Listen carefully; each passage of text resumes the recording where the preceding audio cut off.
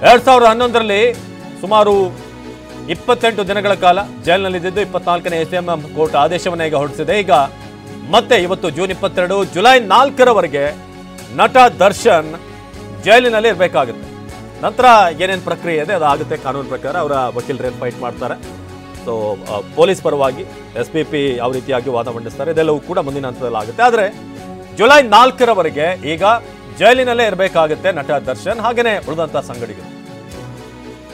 2 ದಿನಗಳ ಕಸ್ಟಡಿಗೆ ಪೊಲೀಸರು ಕೇಳಿದ್ರು. ಅದಾದ ನಂತರ 2 ದಿನ ಇವತ್ತು ಸಂಜೆಗೆ ಮುಕ್ತಾಯ ಆಗಿತ್ತು. ಆ ಒಂದು ಅವಧಿಯ ಸಂದರ್ಭದಲ್ಲಿ ಏನ ಟೈಮ್ ಮುಗಿತಿರ್ಬೇಕಾದ್ರೆ ಕೋರ್ಟ್ನಲ್ಲಿ ಪ್ರೊಡ್ಯೂಸ್ ಮಾಡುವಂಥದ್ದು ಪ್ರಕ್ರಿಯೆ. ಅದಾದ್ಮೇಲೆ ಈಗ ದರ್ಶನ್ಗೆ ನ್ಯಾಯಾಂಗ ಬಂಧನ ಅಂತ ತೀರ್ಪು ಹೊರಡಿಸಲಾಗಿದೆ. 24ನೇ ACMM ಕೋರ್ಟ್ ಈ ಒಂದು ಆದೇಶವನ್ನ, ನಿರೀಕ್ಷಿತ ಆದೇಶವನ್ನ ಹೊರಡಿಸಲಾಗಿದೆ. ನಟ ದರ್ಶನ್ 2011ರ ನಂತರ 13 ವರ್ಷಗಳ ನಂತರ ದರ್ಶನ್ ಮತ್ತೆ ಜೈಲು ಪಾಲಾಗಿದ್ದಾರೆ. ಕಳೆದ ಹಲವಾರು ದಿನಗಳಿಂದ ನಡೀತಿದ್ದಂತ ಪ್ರಕ್ರಿಯೆಗಳನ್ನು ನಾವು ಗಮನಿಸ್ತಾ ಇದ್ವಿ. ಸಾಕ್ಷ್ಯಗಳ ಸಂಗ್ರಹ, ಸ್ಥಳ ಮಹಜರು, ನಾನಾ ರೀತಿಯಾದಂತಹ ಸಂಶಯಗಳು, ಆರೋಪ, ಅದಕ್ಕೆ ಬೇಕಾದಂತಹ ಒಂದಷ್ಟು ಎಲ್ಲ ಕಲೆಕ್ಷನ್ ಆಗಿತ್ತು. ಆದರೆ ಈಗ ಪೊಲೀಸರು ರಿಮಾಂಡ್ ಅರ್ಜಿಯನ್ನ ಸಲ್ಲಿಸಿದ್ರು. 2011ರ ಬಳಿಕ ಮತ್ತೆ ನಟ ದರ್ಶನ್ ಜುಲೈ 4ರವರೆಗೆ ನ್ಯಾಯಾಂಗ ಬಂಧನ. 24ನೇ ACMM ಕೋರ್ಟ್ ಇವತ್ತು ಆದೇಶವನ್ನು ಹೊರಡಿಸಿತ್ತು. ಬಹಳ ಸಮಯ ಬೇಕಾಗಿರಲಿಲ್ಲ ಈ ಒಂದು ಆದೇಶವನ್ನು ಹೊರಡಿಸೋದಕ್ಕೆ. ಆಸ್ ಸೂನ್ ಆಸ್ ಅವರು ಜೈಲಿನಿಂದ ಅಂದರೆ ಅನ್ನಪೂರ್ಣೇಶ್ವರಿ ಸ್ಟೇಷನ್ನಿಂದ ಎಲೆಗೆ ಬಂದ ಕೂಡಲೇ ಆ ಒಂದು ಆದೇಶವನ್ನು ಹೊರಡಿಸಲಾಗಿದೆ. ಯಾಕಂದರೆ ಮೊನ್ನೆಯೇ ನ್ಯಾಯಾಂಗ ಬಂಧನ ಬಹುತೇಕ ಫೈನಲ್ ಆಗಿತ್ತು. ಆದರೆ ಪೊಲೀಸರಿಗೆ ಇನ್ನಷ್ಟು ವಿಚಾರಣೆಯ ಅಗತ್ಯ ಇದ್ದಿದ್ದರಿಂದ, ಕೆಲವೊಂದಷ್ಟು ಅನಾನ್ಸರ್ಡ್ ಕ್ವಶನ್ಗಳು ಇದ್ದಿದ್ದರಿಂದ ಅವುಗಳನ್ನು ಕೂಡ ಕ್ಲಿಯರ್ ಮಾಡುವಂಥ ನಿಟ್ಟಿನಲ್ಲಿ ಪೊಲೀಸರಿಗೆ ಅವಕಾಶ ಬೇಕಿತ್ತು, ಕಾಲಾವಕಾಶ. ಆ ಒಂದು ಮನವಿಯನ್ನು ನ್ಯಾಯಾಧೀಶರ ಮುಂದೆ ಮೊನ್ನೆ ಪೊಲೀಸರು ಮಾಡಿದ್ರು. ಅದಕ್ಕೆ ಪುರಸ್ಕಾರ ಕೂಡ ಸಿಕ್ತು. ಅದಾದಮೇಲೆ ಈಗ 2 ದಿನಗಳ ಬಳಿಕ ಕಸ್ಟಡಿ ಅಂತ್ಯ ಆಗಿದೆ. ಜುಲೈ 4ರವರೆಗೆ, ಅಂದರೆ ಈಗ ಜೂನ್ 22, ಮುಂದಿನ ಆಲ್ಮೋಸ್ಟ್ 12 ದಿನಗಳ ಕಾಲ ನಟ ದರ್ಶನ್ಗೆ ನ್ಯಾಯಾಂಗ ಬಂಧನ. 24ನೇ ACMM ಕೋರ್ಟ್ ಈ ಒಂದು ಆದೇಶವನ್ನು ಹೊರಡಿಸಿದೆ. ಸೊ ಇದೀಗ ನ್ಯಾಯಾಂಗ ಬಂಧನದಲ್ಲಿ ದರ್ಶನ್ ಇರ್ತಾರೆ. ಪೊಲೀಸ್ ಕಸ್ಟಡಿಯಿಂದ ಈಗ ನ್ಯಾಯಾಂಗ ಬಂಧನಕ್ಕೆ ಶಿಫ್ಟ್ ಆಗಿರೋದು. ಆ ಮೂಲಕ ಪರಪ್ಪನ ಅಗ್ರಹಾರ ಜೈಲಿಗೆ ಈ 4 ಕೂಡ, ಉಳಿದಂಥ 4 ಕೂಡ ಈಗ ಕಳಿಸಲಾಗುತ್ತೆ. 24ನೇ ACMM ಕೋರ್ಟ್ ಇವತ್ತು ಈ ಒಂದು ಆದೇಶವನ್ನು ಹೊರಡಿಸಿದೆ. ಇವತ್ತು ಹೆಚ್ಚಿನ ಸಮಯ ತೆಗೆದುಕೊಳ್ಳಾಗಿಲ್ಲ. ಆಸ್ ಸೂನ್ ಆಸ್ ಅವ್ರ ಕೋರ್ಟ್ಗೆ ಬಂದ ಕೂಡಲೇ ನ್ಯಾಯಾಂಗ ಬಂಧನದ ಆದೇಶ ಬಂದಿದೆ.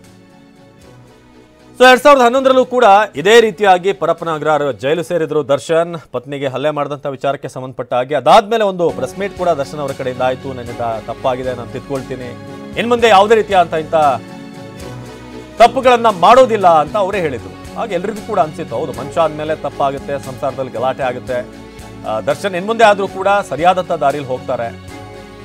ಆದರೆ 13 ವರ್ಷಗಳ ನಂತರ ಮತ್ತೆ ದರ್ಶನ್ಗೆ ಈಗ ಜೈಲು ವಾಸ ಅನುಭವಿಸುವಂತ ಪರಿಸ್ಥಿತಿ. ಈಗಾಗಲೇ ಅವರ ಗೆಳತಿ ಪವಿತ್ರ ಗೌಡ ಮತ್ತು ಉಳಿದಂಥವರು ಜೈಲಿನಲ್ಲಿದ್ದಾರೆ. ಆಲ್ರೆಡಿ 2 ದಿನ ಆಗಿದೆ. ಇದೀಗ 13 ದಿನ ಪರಪ್ಪನ ಅಗ್ರಹಾರ ಜೈಲು ಪಾಲಾಗಿದ್ದಂಥ ದರ್ಶನ್ ಈಗ 13 ದಿನ ಇರಬೇಕಾಗುತ್ತೆ ಜುಲೈ 4ರವರೆಗೆ. 13 ವರ್ಷಗಳ ನಂತರ ಮತ್ತೆ ದರ್ಶನ್ ಜೈಲಿನ ಬಾಗಿಲು ತಟ್ಟಬೇಕಾದಂಥ ಪರಿಸ್ಥಿತಿ ನಿರ್ಮಾಣ ಆಗಿದೆ. ಹೆಚ್ಚಿನ ವಿಚಾರಣೆಗೋಸ್ಕರ 2 ದಿನಗಳ ಕಸ್ಟಡಿಯಲ್ಲಿದ್ದರು ದರ್ಶನ್, ಹಾಗೇನೆ ಉಳಿದಂಥವರು ವಿನಯ್, ಪ್ರದೋಷ್, ಧನ್ರಾಜ್ ಇವರು ಕೂಡ ದರ್ಶನ್ ಜೊತೆಗೆ ಜೈಲು ಸೇರಲಿದ್ದಾರೆ ಇವತ್ತು. ಸೊ ಕೋರ್ಟ್ ಮಹತ್ವದ ಆದೇಶವನ್ನು ಹೊರಡಿಸಿದೆ. ಈಗ ದರ್ಶನ್ ಈಗ ಜೈಲು ಪಾಲಾಗಿದ್ದಾರೆ. 2011ರ ನಂತರ ಮತ್ತೊಮ್ಮೆ ನಟ ದರ್ಶನ್ ಜೈಲಿಗೆ ಹೋಗ್ತಾ ಇರೋದು. ಸೊ ಕಳೆದ 2 ವಾರದಲ್ಲಿ ಏನೇನಾಯಿತು ಎಲ್ಲ ಬೆಳವಣಿಗೆಗಳನ್ನು ಕೂಡ ನೀವು ಗಮನಿಸ್ತಾ ಇದ್ದೀರಿ. ಬಂದಂಥ ಆರೋಪ, ಅದಾದಮೇಲೆ ದರ್ಶನ್ರನ್ನ ಸಮರ್ಥಿಸ್ಕೊಂಡಂಥ ರೀತಿಯ ಒಂದಷ್ಟು ಮಂದಿ, ಅದಾದಮೇಲೆ ಜನರಿಗೂ ಕೂಡ ಭಾಳಷ್ಟು ಜನರಿಗೆ ಒಂದು ರೀತಿ ಬೇಸರ ಅನ್ಸೋಕೆ ಶುರು ಆಯ್ತು. ಈ ಒಂದು ಕೇಸ್ ಎಷ್ಟು ಕ್ರೈಮ್, ಎಷ್ಟು ಬ್ಯಾಕ್ ಟು ಬ್ಯಾಕ್ ಇಂಥದ್ದೇ ಕಾಂಟ್ರವರ್ಸಿಗಳು ಅಂತ. ಸೊ ಇಂಥವ್ರಿಗೆ ಒಂದಷ್ಟು ಸಮಯ ಈ ರೀತಿಯಾಗಿ ಏನೋ ಶಿಕ್ಷೆ ಆಗಬೇಕು ಅನ್ನೋ ರೀತಿಯಾಗಿ ಕೂಡ ಜನ ಮಾತಾಡೋಕ್ಕೆ ಶುರು ಮಾಡಿದ್ರು.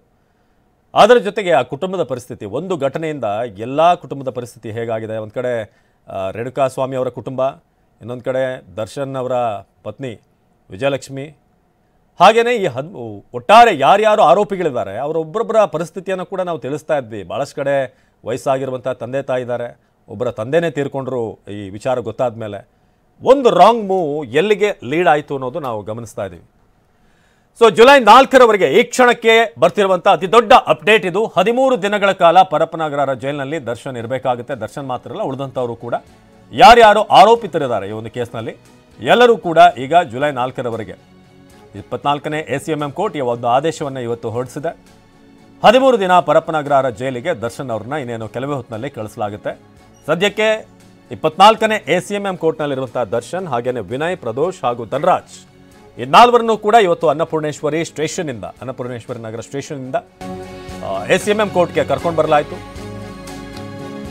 ಕೆಲವೇ ಕ್ಷಣಗಳಲ್ಲಿ ಪರಪ್ಪನಗ್ರಹಾರ ಜೈಲಿಗೆ ದರ್ಶನ್ ಮತ್ತು ಸಂಗಡಿಗರನ್ನ ಶಿಫ್ಟ್ ಮಾಡಲಾಗುತ್ತೆ, ಅಲ್ಲಿಗೆ ಕಳಿಸಲಾಗುತ್ತೆ. 24ನೇ ACMM ಕೋರ್ಟ್ನ ಆದೇಶ. ಜುಲೈ 4ರವರೆಗೆ ನಟ ದರ್ಶನ್ ಜೈಲು ಪಾಲಾಗಿದ್ದಾರೆ. ದರ್ಶನ್, ವಿನಯ್, ಪ್ರದೋಷ್ ಹಾಗೆ ಧನರಾಜ್ ಕೆಲವೇ ಕ್ಷಣಗಳಲ್ಲಿ ಪರಪ್ಪನಗ್ರಹಾರ ಜೈಲಿಗೆ ಕಳಿಸಲಾಗುತ್ತೆ. 24ನೇ ACMM ಕೋರ್ಟ್ ಆದೇಶವನ್ನ ಹೊರಡಿಸಿದೆ. ಅಲ್ಲಿ ವಿಚಾರಣಾಧೀನ ಕೈದಿಯಾಗಿ ಇರಬೇಕಾಗುತ್ತೆ. ಜುಲೈ 4ರವರೆಗೆ ನಟ ದರ್ಶನ್ ಜೈಲು ಪಾಲು. ನಂತರ ಮುಂದಿನ ಕಾನೂನು ಪ್ರಕ್ರಿಯೆ ಏನಾಗುತ್ತೆ ಅದರ ಅಪೀಲ್ ಮಾಡುವಂಥದ್ದಿರಬಹುದು, ಏನು ಅವರ ಪರವಾಗಿ ವಕೀಲರು ಕೇಳ್ತಾರೆ, ಇದೆಲ್ಲದರ ಬಗ್ಗೆ ಕೂಡ ಮುಂದಿನ ಪ್ರಕ್ರಿಯೆಗಳು ನಡೆಯುತ್ತೆ. ಆದರೆ ಅಲ್ಲಿಯವರೆಗೆ ನಟ ದರ್ಶನ್ ಜೈಲಿನಲ್ಲಿ ಇರಬೇಕಾಗುತ್ತೆ ಜುಲೈ 4ರವರೆಗೆ.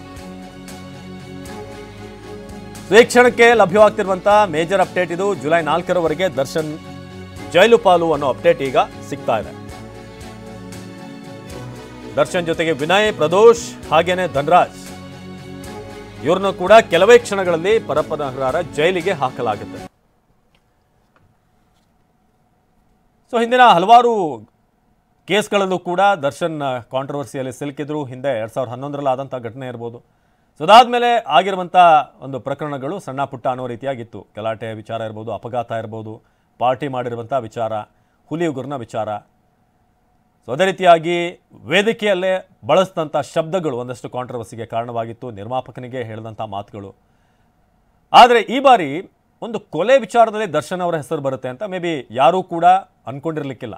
ಗಲಾಟೆಗಳಾಗುತ್ತೆ, ಮುಂದೆ ಕೂಡ ಆಗ್ಬೋದು ಅನ್ನೋ ರೀತಿಯಾಗಿ ಲೆಕ್ಕಾಚಾರ ಇತ್ತು. ಗಲಾಟೆ ಏನು ಹೊಸತೇನೂ ಆಗಿರಲಿಲ್ಲ. ಆದರೆ ಒಬ್ಬನ ಪ್ರಾಣ ಹೋಗುವಂಥ ಮಟ್ಟಕ್ಕೆ, ಅದು ಕೂಡ ಭಾಳ ವಿಕೃತವಾಗಿ ಒಬ್ಬನನ್ನು ಕೊಂದಿರುವಂಥ ವಿಚಾರಕ್ಕೆ ಸಂಬಂಧಪಟ್ಟಾಗೆ ಅಂಥ ಒಂದು ಪ್ರಕರಣದಲ್ಲಿ ದರ್ಶನ್ ಹೆಸರು ಕೇಳಿಬಂದಾಗ ಬಹುತೇಕರಿಗೆ ಶಾಕ್ ಆಗಿತ್ತು. ಅದು ಕೂಡ ಕಾಟೇರ ಸಕ್ಸಸ್ ನಂತರ ದರ್ಶನ್ ಅವರ ಒಂದು ಕೆರಿಯರ್ ಏನಿದೆ ಒಂದು ಒಳ್ಳೆ ಗ್ರಾಫ್ ಏರ್ತಾ ಇದೆ ಅನ್ನೋ ರೀತಿಯಾಗಿತ್ತು. ಅದರ ಹಿಂದೆ ಬಂದಂಥ ಸಿನಿಮಾಗಳು ಓಕೆ ಅನ್ನೋ ರೀತಿಯಾಗಿದ್ದರೂ ಕೂಡ. ಆದರೆ ಈ ಕೊಲೆ ಪ್ರಕರಣ ಈಗ ಕಂಪ್ಲೀಟ್ ಆಗಿ ಚಿತ್ರಣವನ್ನೇ ಬದಲು ಮಾಡಿದೆ. ಸೊ ಜುಲೈ 4ರವರೆಗೆ ಈಗ ಲಭ್ಯವಾಗ್ತಿರುವಂಥ ಭಾಳ ಮಹತ್ವದ ಒಂದು ಅಪ್ಡೇಟ್ ಇದು.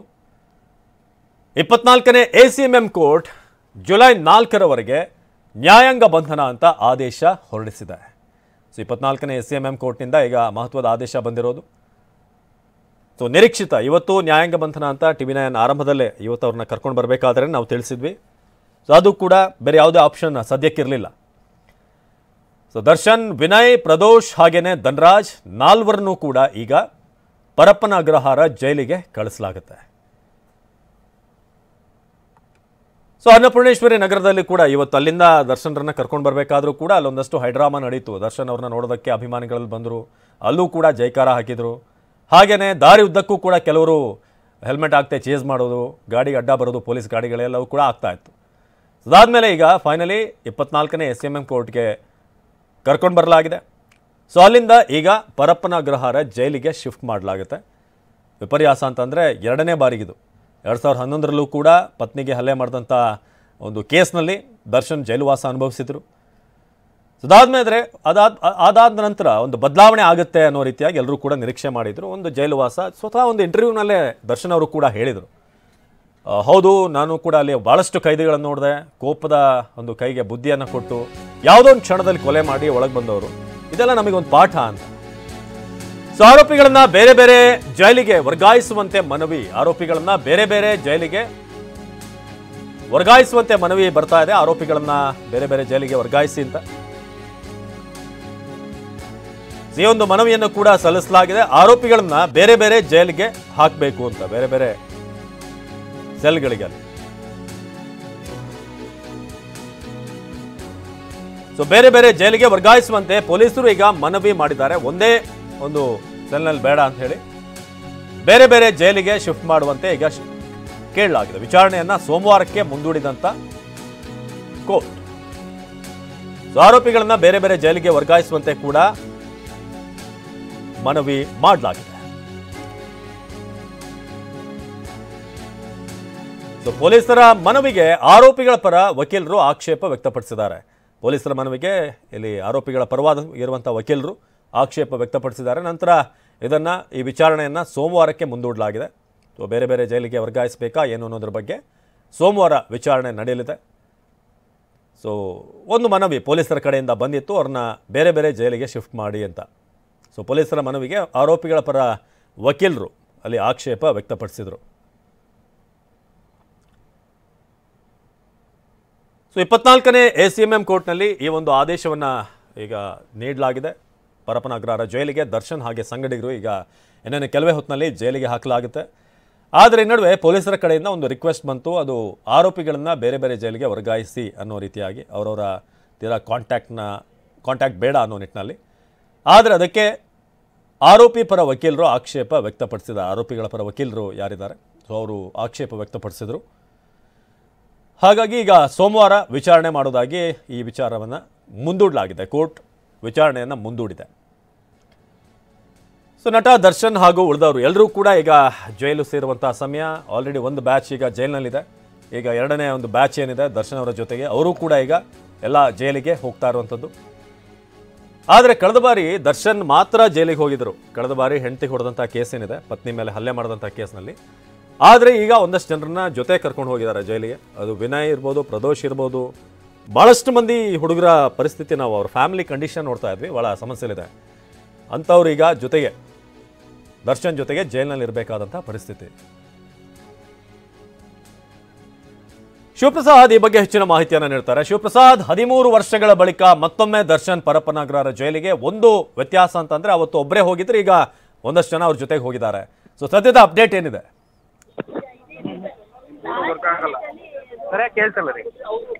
ಶಿವಪ್ರಸಾದ್, ನನ್ನ ಧ್ವನಿ ಕೇಳಿಸ್ತಿದ್ಯಾ ನಿಮಗೆ?